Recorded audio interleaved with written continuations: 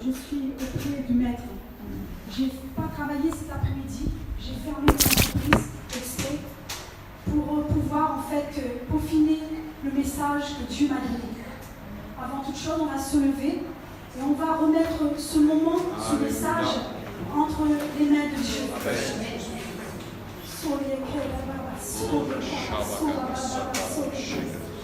Seigneur, je te remercie. Je te remercie, Seigneur, parce que quand le monde est en train de mourir, toi, tu es là et tu entends le souffle de tes enfants. Amen. Seigneur, nous te remercions parce que tu es un Dieu qui est présent, un Dieu qui est toujours vivant et qui est là pour nous. Seigneur, merci de bénir ton peuple ce soir qui se trouve dans ce lieu, qui a faim et soif de toi. Amen. Tu as entendu les cris de leur cœur, Seigneur. Et tu m'as dit, va, donne à mon peuple ce qu'ils ont besoin.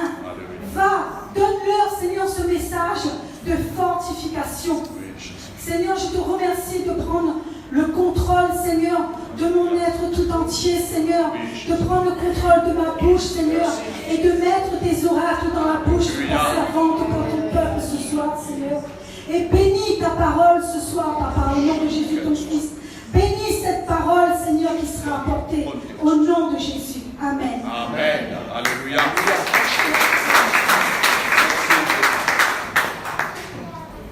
Est-ce que vous avez des épreuves? Amen. Amen. À la fin de l'année, au retour de nos vacances, nous avons eu une grosse surprise. Quand vous faites du bien aux autres, on vous dit du mal. Et Dieu m'a donné Matthieu 5, 11 et 12. Il me dit d'être joyeux dans mon épreuve. Amen. J'ai dit, Seigneur, comment je puisse être joyeux quand on dit du mal sur moi? Et Jésus me dit, on me l'a fait. On a fait bien avant toi. Pourquoi pas toi? Dans chaque épreuve, il faut avoir de la foi. Hébreux 11.1 nous dit, or la foi est une ferme assurance des choses qu'on espère, une démonstration de celles qu'on ne voit pas. La foi est une ferme assurance. Amen. Une démonstration de celles qu'on ne voit pas. Face à mon épreuve, j'ai dit, Seigneur, pourquoi moi? Pourquoi? Et il m'a envoyé dans Jérémie 48 au verset 11. Moab était tranquille depuis sa jeunesse, il reposait sur sa lie. Il n'était pas vidé d'un vase dans un autre et il n'allait pas en captivité. Aussi, son goût lui est-il resté et son odeur ne s'est-elle pas changée. C'est pourquoi, voici, les jours viennent, dit l'Éternel, où je lui enverrai des gens qui le transvaseront, ils videront ses vases et feront sauter ses outres. Une fois, j'avais vu un reportage sur le vin. Et le vin est stocké dans un endroit sec, dans le noir, et pour beaucoup de temps. Face à l'épreuve, quelquefois, on se sent seul.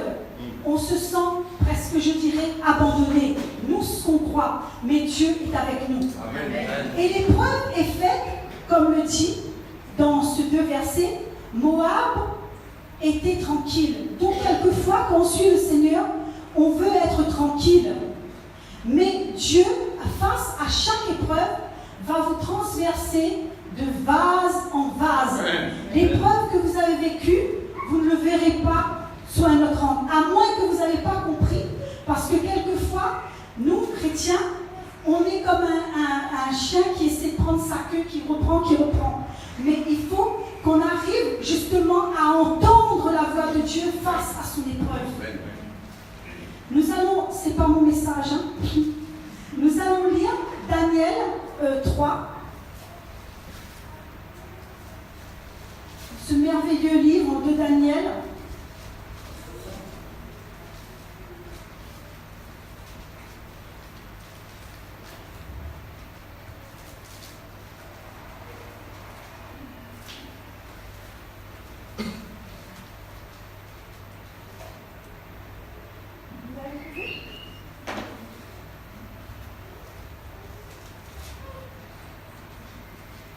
Le roi Nebuchadnezzar fit une statue d'or haute de 60 coudées et large de 6 coudées.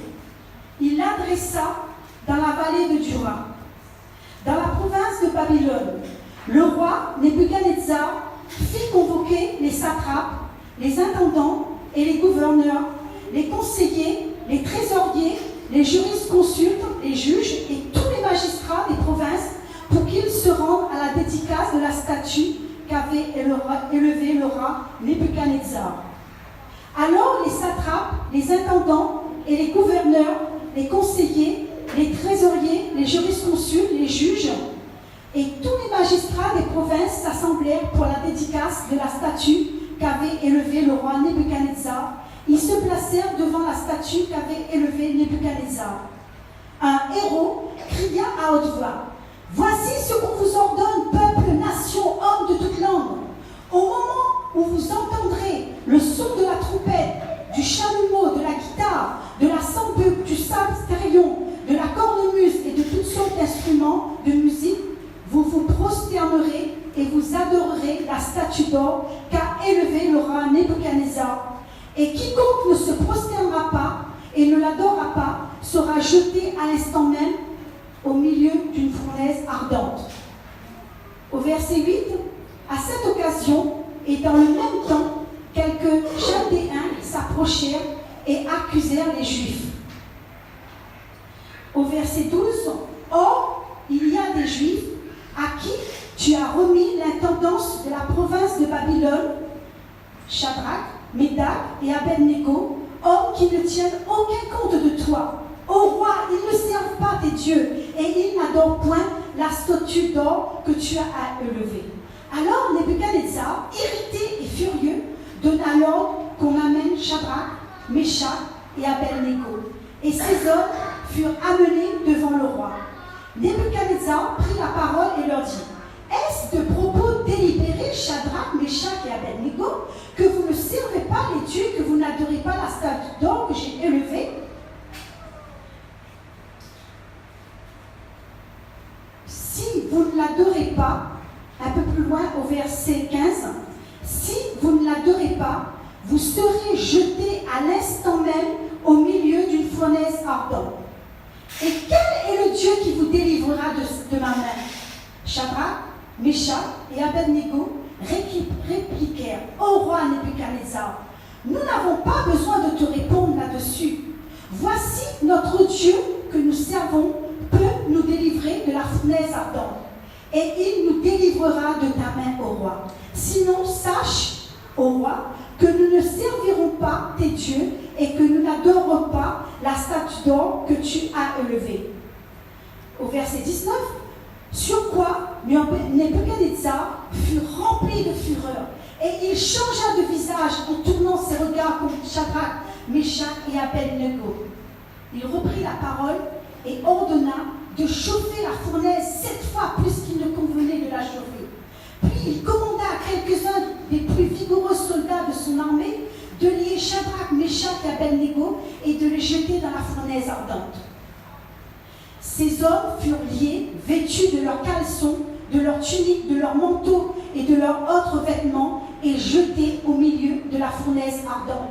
Comme l'ordre du roi était sévère et que la fournaise était extraordinairement chauffée, la flamme tua les hommes qui avaient jeté Shadrach, Méshach et Abednego. Et ces 3 hommes, Shadrach, Méshach et Abednego, tombèrent liés au milieu de la fournaise ardente. Alors, le roi Nebuchadnezzar fut effrayé et se leva précipitamment. Il prit la parole et dit à ses conseillers: « N'avons-nous pas jeté au milieu du feu 3 hommes liés ?» Ils répondirent au roi: « Certainement, au roi. » Il reprit et dit: « Eh bien, je vois 4 hommes sans lien qui marchent au milieu du feu et qu'on n'a point de mal. Et la figure du 4e ressemble à celle d'un fils des dieux. » Ensuite, Nebuchadnezzar s'approcha de l'entrée de la fournaise ardente et prenant la parole, il dit: « Shadrach, Méshach, Abednego, serviteurs du Dieu suprême, sortez et venez. » Et les 3 hommes sortirent du milieu du feu. Les satrapes, les intendants, les gouverneurs et les conseillers du roi s'assemblèrent, ils virent que le feu n'avait eu aucun pouvoir sur le corps de ces hommes, que leurs cheveux n'avaient pas été brûlés, que leurs caleçons n'étaient point endommagés, et que l'odeur du feu ne les avait pas atteints. Nebuchadnezzar prit la parole et dit, « Béni soit le Dieu de ces trois hommes, lequel a envoyé son ange et délivré ses serviteurs qui ont eu confiance en lui et qui ont violé l'ordre du roi et livré leur corps plutôt que de servir et d'adorer aucun autre Dieu que leur Dieu. Voici maintenant l'ordre que je donne. Tout homme à quelque peuple, nation ou langue qui appartienne, qui parlera mal du Dieu de Shadrach, Meshach et Abednego sera mis en pièces et sa maison sera détruite en état d'immondice, parce qu'il n'y a aucun autre Dieu qui peut délivrer comme lui. » Après cela, le roi fit prospérer Shadrach, Meshach et Abednego dans la province de Babylone. Merci Seigneur pour ta parole. Amen. Nous voici donc devant un roi qui voulait élever une statue. Et la Bible nous dit que cette statue faisait 60 coudées, ce qui représentait 30 mètres de hauteur et environ 3 mètres de large, ce qui signifie à peu près 11 étages. Dans le livre précédent, vous verrez que Daniel avait donné un songe au roi et où la tête de ce colosse était que d'or. Ensuite, c'était argent, des reins et ensuite Alors, on va lire dans le livre de Daniel.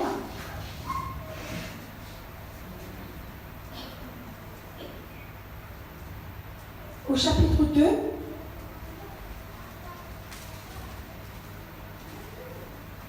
et au verset 37, « Ô roi, tu es le roi des rois, car le Dieu des cieux t'a donné l'empire, la puissance, la force et la gloire. Il a remis entre tes mains en quelques lieux qu'il habite les enfants des hommes, les bêtes des champs et les oiseaux du ciel, et il t'a fait dominer sur tous. C'est toi qui es la tête d'or. Après toi, il s'élèvera un autre royaume, moindre que le tien, puis un troisième royaume qui sera d'airain et qui dominera sur toute la terre. Il y aura un quatrième royaume, fort comme du fer, de même que la fer brise et rompt tout, il brisera et rompera tout, comme le fer qui met tout en pièces. Et comme tu as vu les pieds et les orteils en partie d'argile de potier et en partie de fer, ce royaume sera divisé, mais il y aura en lui quelque chose de la force du fer, parce que tu as vu le fer mêlé avec l'argile. Et comme les doigts des pieds étaient en partie de fer et en partie d'argile, ce royaume sera en partie fort et en partie fragile. Tu as vu le fer mêlé avec l'argile, parce qu'ils se mêleront par des alliances humaines, mais ils ne seront point unis l'un à l'autre, de même que le fer ne s'allie point avec l'argile. Donc le roi babylonien, il était tellement orgueilleux, il voulait qu'une statue soit élevée en son nom, et que cette statue ne soit pas seulement la tête d'or, mais tout entièrement. Et il dit, il faut que vous adorez cette statue. Et on voit au verset 5, au moment où vous entendrez le son de la trompette, du chalumeau, de la guitare, de la cymbale, du palsamtrion, de la cornemuse et de toutes sortes d'instruments de musique, vous vous prosternerez. La parole de Dieu dit que tu ne te prosterneras devant aucun idole. Et ces trois jeunes hommes avaient compris. Essayez d'imaginer cette statuette grande comme un immeuble de 11 étages et tout un peuple qui est appelé à venir devant cette statuette. Et tout le monde, au son du chant, au son de la musique, s'abaisse, se prosterne. Nous voyons donc que ces trois jeunes gens est resté debout. Vous savez, la louange a une très grande puissance. Je vais vous donner un témoignage. Depuis des années, on met la louange, malgré on n'est pas là. La musique tourne toute la journée dans la maison. En mettant de la louange chez vous, vous bénissez votre sanctuaire. Et ça a de l'impact autour de vous. Au point qu'à un moment, il y a quelques années, on a eu des problèmes avec nos voisins à cause de leur musique. Ils mettaient mettait des musiques où la tôle bougeait tellement, ça avait de la puissance. Et ce qu'il mettait, c'était de la musique telle que Future Pro. Quand j'entendais ça, je bouchais mes oreilles. Mais au retour de notre voyage, nous avons eu la surprise que maintenant, nos voisins mettent de la louange. J'entends Jésus maintenant.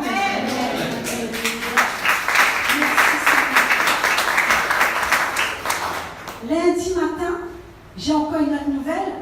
Donc, Jésus est en train de prendre tout le lotissement des Capucines. Lundi matin, il y a une voisine qui vient à la boutique et j'étais en train de lire ma Bible. Elle me dit, mon fils aussi est là-dedans. Il doit être âgé comme ma fille, une vingtaine d'années. Et ça m'a fait, j'ai dit, Satan, là tu reçois un coup de pied là. Donc, c'est pour vous dire que quand vous priez, le lieu où vous priez, c'est béni. Amen. La louange a son importance. Yeah. Moi, ce que je vous conseille, vous allez sur YouTube, vous tapez louange chrétien et vous mettez cette louange toute la journée, vous allez voir que votre maison sera bénie. Amen. Donc, Babylone était dans le péché. Le roi savait que la louange avait de la puissance.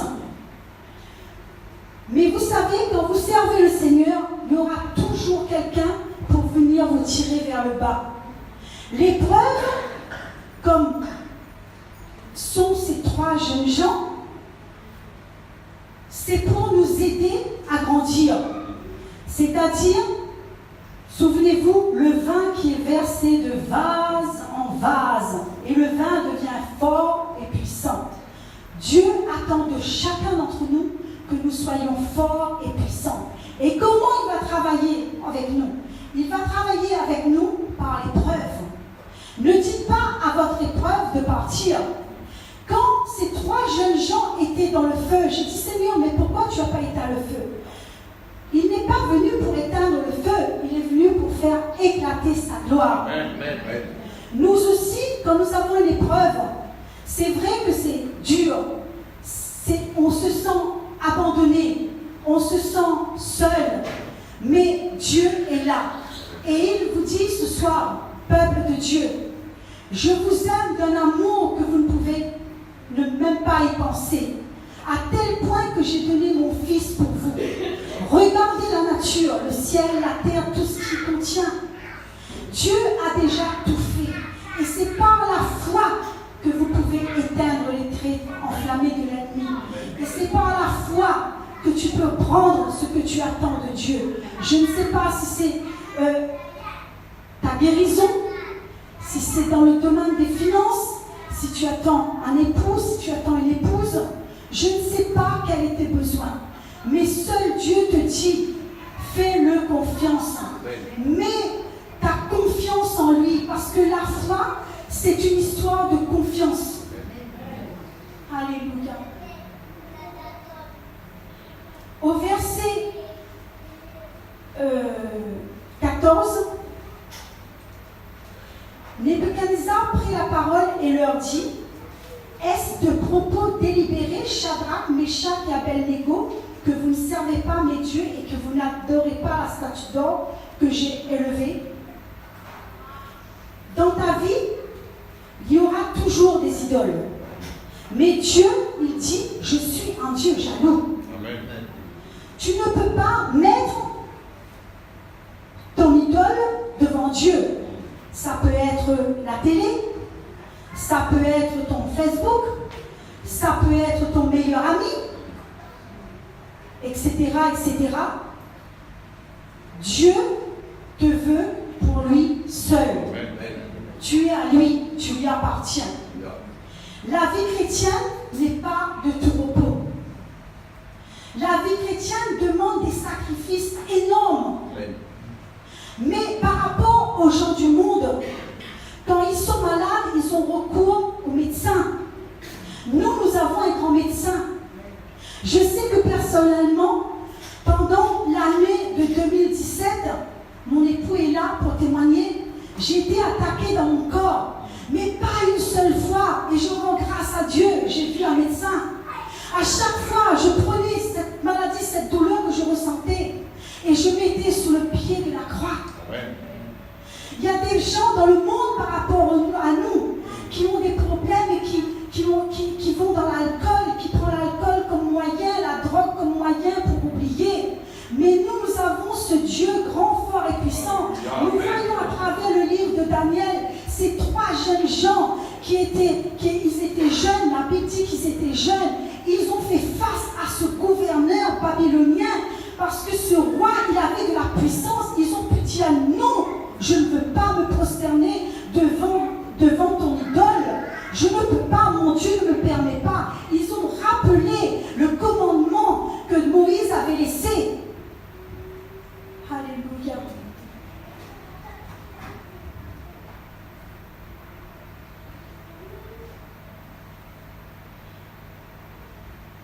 L'épreuve, c'est une fournaise. Au verset 22, comme l'ordre du roi était sévère et que la fournaise était extraordinairement chauffée, la flamme tua les hommes qui avaient jeté Shadrach, Meshach et Abednego. Ton épreuve peut te tuer, mais Dieu, il te dit, je ne te délaisse pas, je ne t'abandonne pas, je suis avec toi. Tu liras ça dans les psaumes. Le psalmiste, plusieurs fois, il nous répète que nous avons un Dieu grand, un Dieu fort, un Dieu puissant. On le chante et on le dit. Dieu est toujours avec toi comme il a été avec ces 3 jeunes hommes. À un moment, quand le roi, il a regardé dans les flammes et il a dit, mais je vois 4 hommes. Le 3e homme, Jésus a vu qu'il allait faire éclater sa gloire. Il est descendu de son trône et il est venu. Il a soufflé sur les flammes pour que les flammes soient froides, pour pouvoir protéger ces 3 jeunes. Et le roi babylonien, il n'en revenait pas. Et vous voyez qu'à la fin de son livre, il va même bénir Dieu, le Dieu de ces 3 garçons. Il va le bénir parce que, et à un moment, il était avec sa statuette, et là, il n'est plus avec sa statuette. Essayez d'imaginer, il avait invité tous les grands rois des autres pays, des autres royaumes pour venir pour pouvoir adorer cette statuette.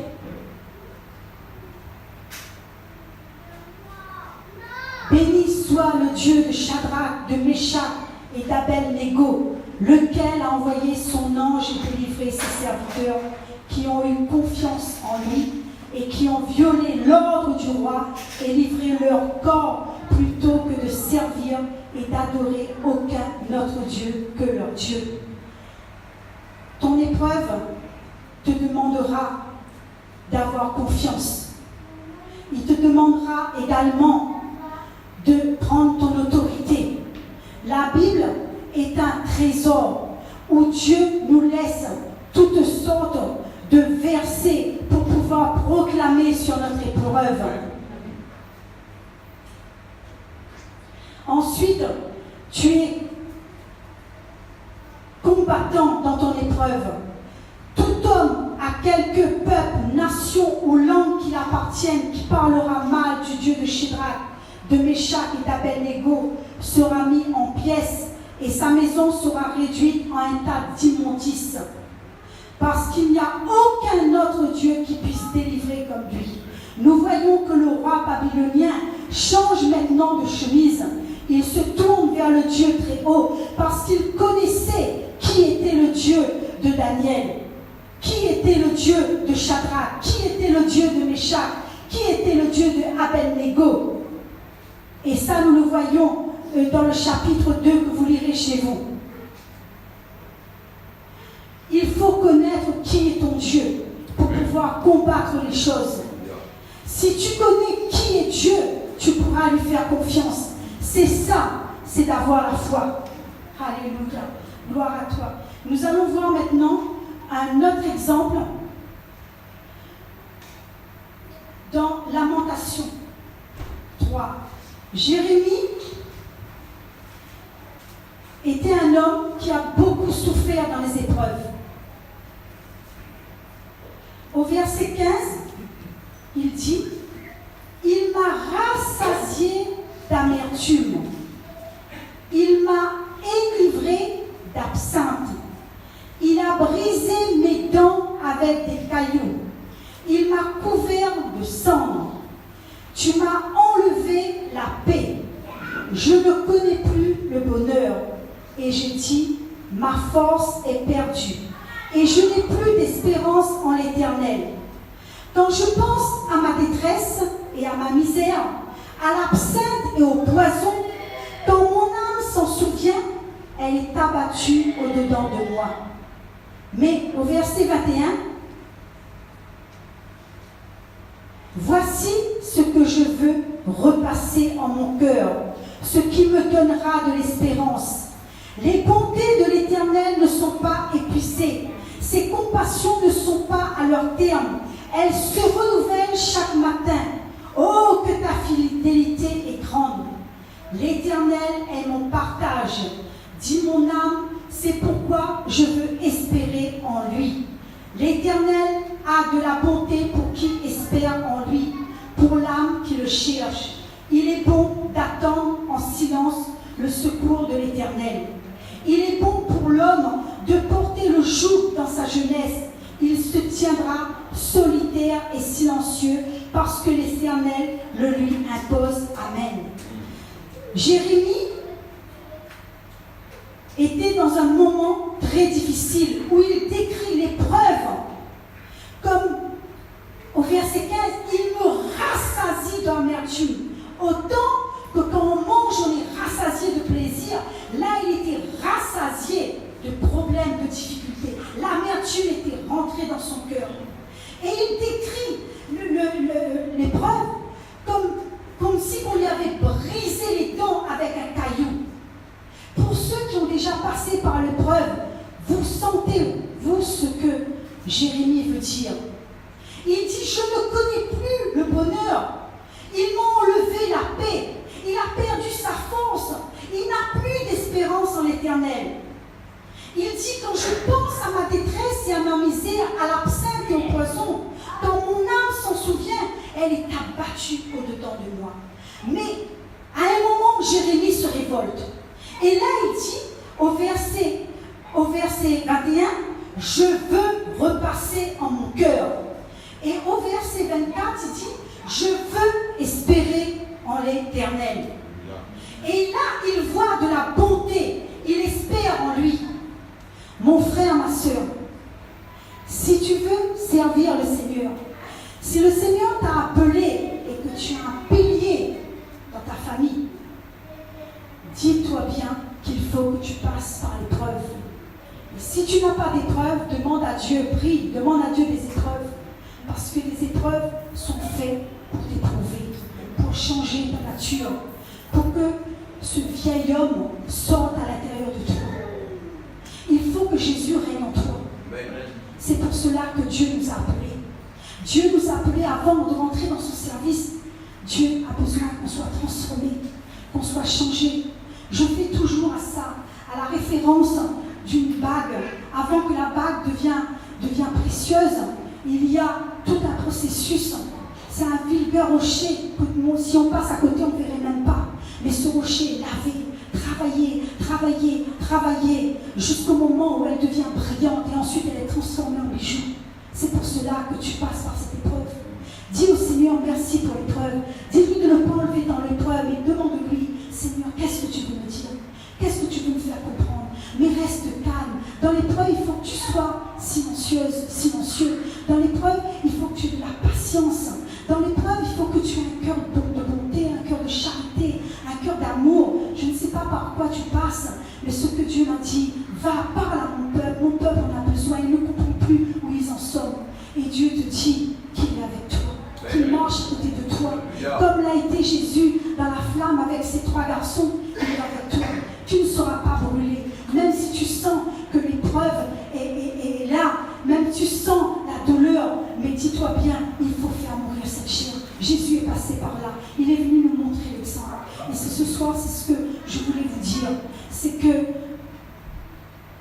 Dans l'épreuve, tu ne dois pas fléchir. Amen. Tu dois être courageux. Amen. Tu dois avoir de l'assurance. Tu ne dois pas être indécis. Dans l'épreuve, il n'y a pas de compromis. Et tu dois faire totalement confiance en Dieu. Je vais vous lire quelques psaumes face à l'épreuve. Le psaume 50, 15 nous dit « Invoque-moi au jour de ta détresse, je te délivrerai et tu me glorifieras. » Deutéronome 31, 6 dit « Fortifiez-vous, fortifiez-vous et ayez courage. Ne craignez point et ne soyez point effrayés devant eux. Car l'Éternel, ton Dieu, marchera lui-même avec toi. Il ne te délaissera point, il ne t'abandonnera point. » Dans 2 Corinthiens 4, 16, il dit « C'est pourquoi nous ne perdons pas courage. Et même si notre homme extérieur se détruit, notre homme intérieur se renouvelle de jour en jour. » Le psaume 27, 5 dit « Car il me protégera dans son tabernacle au jour du malheur. Il me cachera sous l'abri de Satan. Il m'élèvera sur un rocher. » Et dans Exode 3, 12, Dieu te dit « Je serai avec toi. » Amen. Alléluia. Seigneur, je voudrais bénir ta parole. Merci. Merci Seigneur pour cette parole. Nous allons courber un instant notre tête et nous allons dire à Seigneur, merci. Seigneur, je ne sais pas par quelle situation traverse ton peuple. Toi seul qui es assis sur ton trône de grâce, toi seul entends le cri, entends les prières qui montent vers toi. Seigneur, quelquefois c'est pas facile. Nous laissons notre chair prendre le dessus. Mais nous savons que si nous te faisons confiance, Père éternel, tu es là pour prendre soin des tiens. Tu dis que tu nous rassembles comme une poule rassemble ses petits. Oh Seigneur, nous voulons encore t'élever. Parce que Seigneur, nous sommes un peuple béni. Tu dis dans ta parole, heureux celui qui entend sa parole et qui met en pratique. Et Seigneur, nous voulons toujours être au pied de toi, à tes pieds, et pouvoir entendre ce que tu as à nous dire, pouvoir faire et mettre en pratique ce que tu veux nous donner. Oh Seigneur, nous t'élevons encore ce soir, Seigneur. Ton assemblée, tes enfants cherchent un réconfort, un appui auprès de toi. Seigneur, viens encore leur faire du bien. Viens les aider, Seigneur, à supporter ce qu'ils traversent, Seigneur. Aide-les, Seigneur, à aller vers le but, Seigneur, à atteindre, Seigneur, la perfection que tu veux qu'elle soit, Seigneur. Aide-les, Seigneur, à porter, Seigneur, ce que tu as placé, Seigneur, dans leur vie, Seigneur. Parce que nous savons que tu ne donnes pas des épreuves au-delà de notre force et que tu es le Dieu de secours, que tu es le Dieu qui pourvoit à nos besoins. Quand nous crions à toi, tu entends le cri de ton peuple, Seigneur. Alors je te prie ce soir, mon Dieu, mon Père, de donner à chacun d'entre nous, Seigneur, selon notre besoin, ce que notre cœur désire, afin que nous puissions être un témoignage pour toi, Seigneur, comme l'a été ces 3 jeunes garçons, Seigneur. Ils ont été des témoins face à tout ce peuple, Seigneur, et nous voulons être un témoin pour les autres qui nous côtoient, qui nous disent où est ton Dieu pendant que tu es en train de pleurer, pendant que tu es en train de tomber, et nous dirons, nous avons un Dieu fort et puissant, et c'est lui qui nous délivrera. Seigneur, ce soir, nous nous attendons à toi, Papa, au nom de Jésus. Viens, Seigneur, viens faire du bien à ton peuple, Seigneur. Viens nous consoler le cœur brisé. Viens nous rendre capables encore de te glorifier. Viens nous rendre encore capables de pouvoir dire que nous avons un Dieu fort, grand et puissant, comme nous chantons, Seigneur, à chaque instant de notre vie, Seigneur. Viens faire la différence avec le Dieu de ce siècle, Seigneur.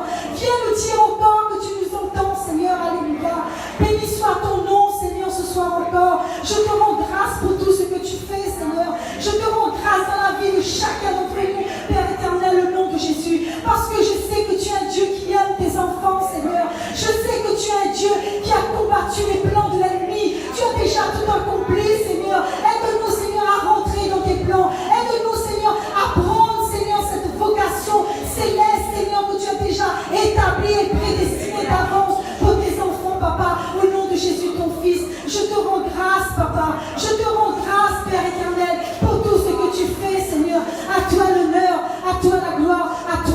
reconnaissance au nom de Jésus. Amen.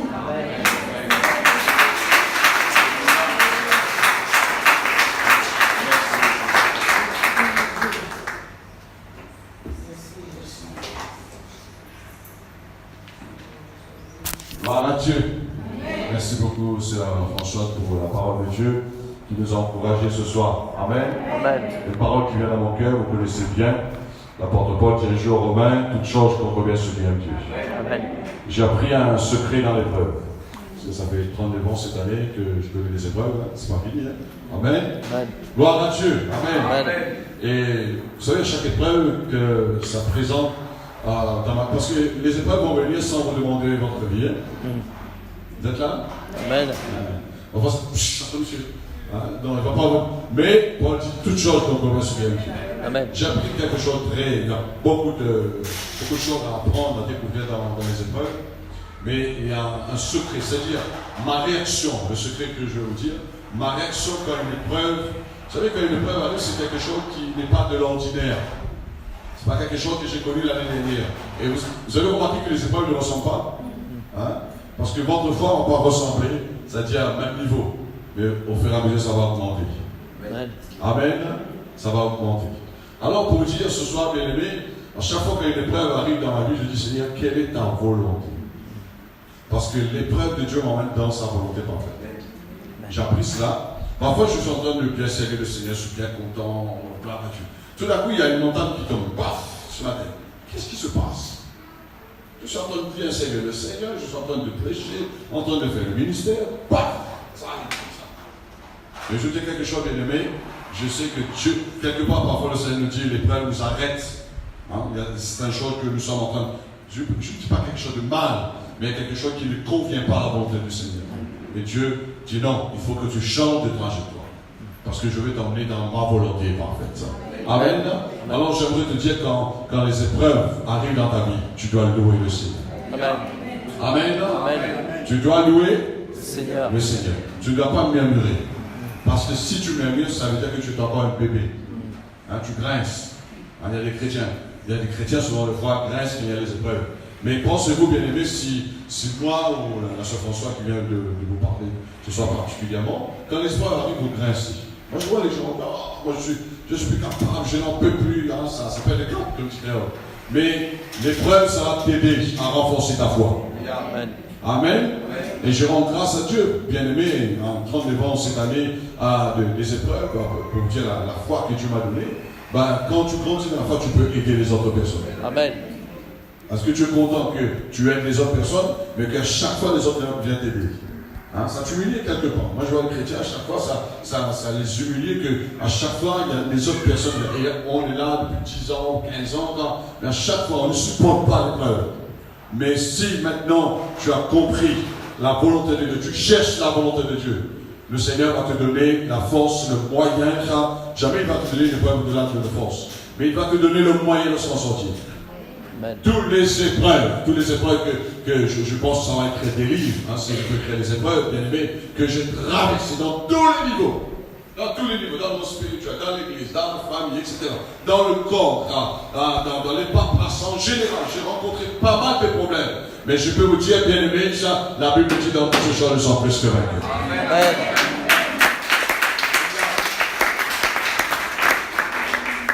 Gloire à Dieu. Amen. Et je connais les gens qui tiennent bon dans l'épreuve.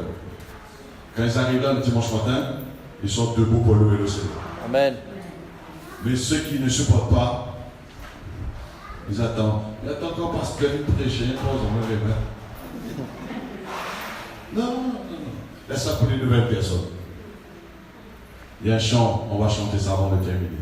Je me crie loué soit l'Éternel. Amen. Et je suis Délivré délivré. de mes tous mes ennemis. Et j'aimerais quand tu traverses les épreuves, tu chantes ce chant-là. Amen. Ça fait 39 ans que je chante ce chant-là, bien aimé, et je peux vous dire, l'épreuve est là, écoutez-moi bien, l'épreuve est là, et Pierre avait raison, gardez l'épreuve comme un sujet de joie. Amen. Tu as l'épreuve, tu viens dans la présence du Seigneur, tu chantes les louanges, je me crie loué soit l'Éternel, tu réalises ce que tu chantes, la joie est dans ton cœur. L'épreuve est là, la joie est dans ton cœur. Amen. Amen. Le feu est là. Le diable augmente l'intensité de feu d'épreuve. Mais la joie est dans ton cœur. Amen. Amen.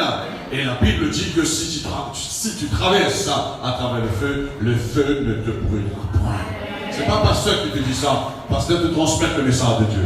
Amen. C'est Dieu qui a dit que le feu ne te brûlera point. Et si tu vas traverser dans l'eau, parfois l'eau vient nous submerger, tu ne seras pas submergé par l'eau. Parce que notre Dieu est fidèle. Amen. Je dis que notre Dieu est fidèle. Alléluia. Ton mari n'est pas fidèle comme Dieu. Est-ce que vous êtes là? Ta femme n'est pas fidèle comme Dieu. Ah, vous comprenez? Notre Dieu. La Bible dit si nous sommes infidèles, lui demeure. Ça veut dire que nous sommes infidèles. Si quelqu'un me dit aujourd'hui, moi j'étais toujours fidèle, non, bien aimé, on peut broncher d'une manière ou d'une autre. Mais heureusement, notre Dieu est fidèle. Amen. Amen. J'ai envie de te dire ce soir, si tu échoues quelque part, Dieu n'a jamais échoué dans ta vie, bien aimé. Tu peux échouer, mais Dieu va te relever. Si tu t'en sais quoi, l'Éternel te relève. Ça, c'est Dieu. Ça, c'est Dieu. C'est pas énorme, ça. C'est pas énorme. Et parfois, qu'est-ce qu'on attend? On attend la faveur d'un homme qui va nous relever. Non, bien aimé. Non, c'est Dieu qui nous relève. Amen. C'est Dieu. Et moi, j'aimerais aujourd'hui, bien aimé, je rends grâce à Dieu, je suis content. J'ai arrêté trop de voyager dans les autres pays. Parce que je voyageais plus cette année dans l'île de la Réunion. Parce que je suis en train de caler un peu mon programme avec parce qu'on a eu une réunion pastorale hier. Mais pour vous dire tout simplement, je dis, Seigneur, allez, les pasteurs m'ont dit, il faut que tu viennes, il faut que tu viennes. Je dis, pourquoi je viens dans ton église? On a besoin du feu que tu as dans notre église. Moi, vous savez, quand j'entends cela, bien aimé, je dis que j'aimerais que les hommes de Dieu, les femmes de Dieu qui lèvent, qui commencent à servir le Seigneur, les gens qui ont traversé les gens par le feu, par l'eau, bien aimé, qui se lèvent aussi pour emmener le feu, parce que le feu peut reprendre le feu, bien aimé. Le feu peut reprendre le feu. Mais les gens sont en feu pour le Seigneur pour adorer, parce que quand ils ont été testés dans le feu, ils ont échoué. Seigneur, ça brûle trop. Seigneur, ça brûle trop. Et je vois des gens comme ça. Même les gens aujourd'hui qui sont dans le ministère, ils viennent me voir en disant, ça brûle, pasteur, je ne sais pas, je ne comprends pas. Mais avec bien sûr discernement, je dis que tu n'aimes pas l'épreuve. Tu n'aimes pas le feu. Tu es tout le temps là, tu as les pieds dans l'eau, tu as Coca-Cola, tu as la télé, et là, tu es là, les gars, quelque part. Tu crois que la vie va continuer comme ça? Tu dors, mais le diable, il te prépare toujours. Qu'est-ce qu'on va faire? Tu vois, il dort. Il est faibli, Attends un peu. Quand on va le taper, parce que quand le diable tape, c'est favorable. Quand on va le taper beaucoup sur la tête. Beaucoup sur la tête. Au moins, il perd la tête. Et il y a des chrétiens, par contre, qu'est-ce que ce soit? Je suis en train de perdre la tête. Avez-vous déjà entendu des chrétiens comme ça? Je suis en train de perdre la tête. Parce que le diable n'a pas donné seulement du chiffre, mais le diable a donné beaucoup pour sauver ce chrétien. C'est pourquoi le maître, c'est pas moi, je vous transmets toujours le message du Seigneur. Le maître a dû veiller et prier, parce que votre adversaire, le diable, rentre comme un lion rugissant. Tu l'as veillé et prié, Charles. Alors ce soir, tu es fort. Amen. On va se mettre debout, on va chanter ce chant, et après on va prier pour servir quelqu'un, les gens qui ont besoin, qui traversent les épreuves. On va demander l'intervention du Seigneur. On va chanter ce soir avec notre voix. Amen.